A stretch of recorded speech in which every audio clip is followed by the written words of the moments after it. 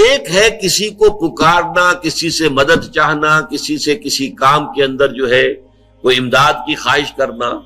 جو کہ ہو دنیاوی جو معمولات ہیں، جو عام ہمارے قواعد ہیں، ظاہری مادی اسباب و وسائل کے درجے میں، وہ شرک نہیں ہے۔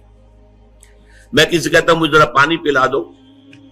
یہ بھی ایک دعا ہے، استمداد ہے، مدد آپ نے مانگی ہے، اس سے اپنی ایک ضرورت پوری کرنے کے لیے کہا ہے۔ لیکن کیا ہے یہ کہ گھڑا ہے، وہاں رکھا ہوا ہے، وہاں پانی ہے، اس میں سے پانی لائے گا وہ دے دو۔ جو ظاہری قوانین طبیعہ جو ہے ان کے دائرے کے اندر اندر کوئی دعا،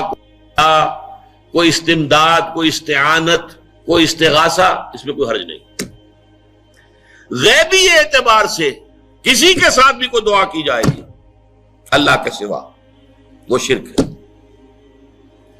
وہ استدعا ہو، استغاثہ ہو، استعانت ہو، استمداد ہو، استنصار ہو، کچھ بھی ہو، غیبی طور پر دنیا کے معروف طریقوں میں اور جو ہمارے طبعی قوانین ہیں ان کے دائروں کے اندر اندر مدد مانگنا، اس میں قطعاً کوئی شرک نہیں ہے، توحید ہے۔ البتہ اس میں بھی ایک باریک نکتہ ہے۔ ایک بزرگ تھے جو فوت ہو گئے، انہوں نے یہ بات مجھے جس طرح سمجھائی تھی وہ آج بھی میں ان کا مشکور ہوں کہ دنیا میں عام قاعدے قانون کے تحت بھی کسی سے کچھ کہنا کہ بھائی میرا یہ کام آپ کر دیجئے، آپ کر سکتے ہیں، ایک دفعہ کہنا جائز ہے، دوسری مرتبہ یاد دلا دینا کہ شاید بھول گئے، وہ بھی جائز ہے، تیسری مرتبہ کہنا شرک ہو جائے گا۔ تم نے یہ سمجھا ہے کہ تمہارا کام یہی کر سکتا ہے، کام کرنے والا تو اللہ ہے۔ لا فاعل فی الحقیقت ولا مؤثر الا اللہ، حضور نے فرمایا کہ اگر تمہیں جوتا باندھنے کا تسمہ درکار ہو تب بھی اللہ سے مانگو، کسی کے سامنے سوال کا جو ہاتھ جو ہے وہ دراز نہ کرو۔ اللہ نے تمہیں ایک عزت نفس دی ہے، اس عزت نفس کو ڈھیلا نہ بناؤ، کسی کے سامنے جو ہے اپنا ہاتھ پھیلا دینا، اپنی عزت نفس جو ہے تو ختم کر دینا ہے، مت مانگو کسی سے کچھ۔ لیکن یہ کہ ٹھیک ہے دنیا میں کام چلتا ہے۔ حضور کا شکی شان تو یہ تھی کہ اگر آپ سواری پر ہوتے تھے اور آپ کی چھڑی گر گئی تو سواری کو بٹھا کے اس سے اتر کر چھڑی خود اٹھاتے تھے، آپ کسی اپنے ساتھی سے یہ نہیں کہتے تھے کہ میری چھڑی پکڑا دو گے۔ آپ کی تو غیرت کا عالم جو ہے وہ بہت بلند تھا، بہت بلند تھا، بہت بلند تھا۔ لیکن دنیاوی عام طریقے سے یہ کہ ٹھیک ہے بھئی آپ ایک کام ہے آپ کر سکتے ہیں، یہ کر دیجیے، اس نے کہہ دیا ٹھیک ہے میں کروں گا، پھر بھول گیا یا کچھ اور ہوا،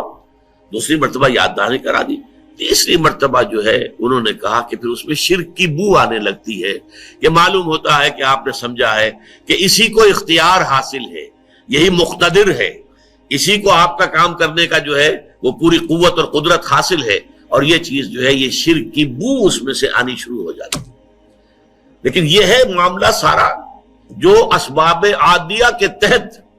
اس سے ماورا آپ کسی کو نہیں پکار سکتے۔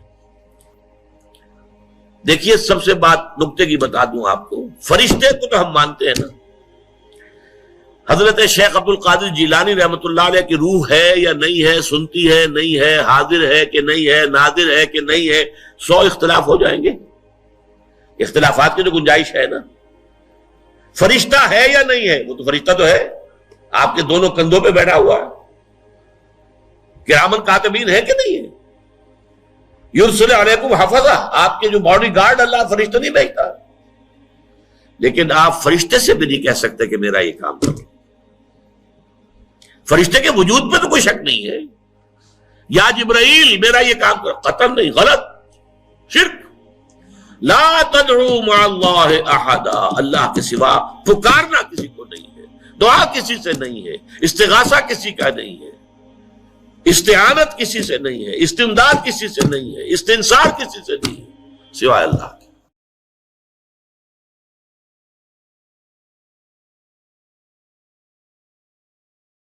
سر چڑھ کے کلی نو اگ لاؤنی، سر چڑھ کے کلی نو اگ لاؤنی، تے یار کول ویکھدا ہووے سر چڑھ کے، سر چڑھ کے کلی نو اگ لاؤنی، سر چڑھ کے کلی نو اگ لاؤنی، ਕੋਲ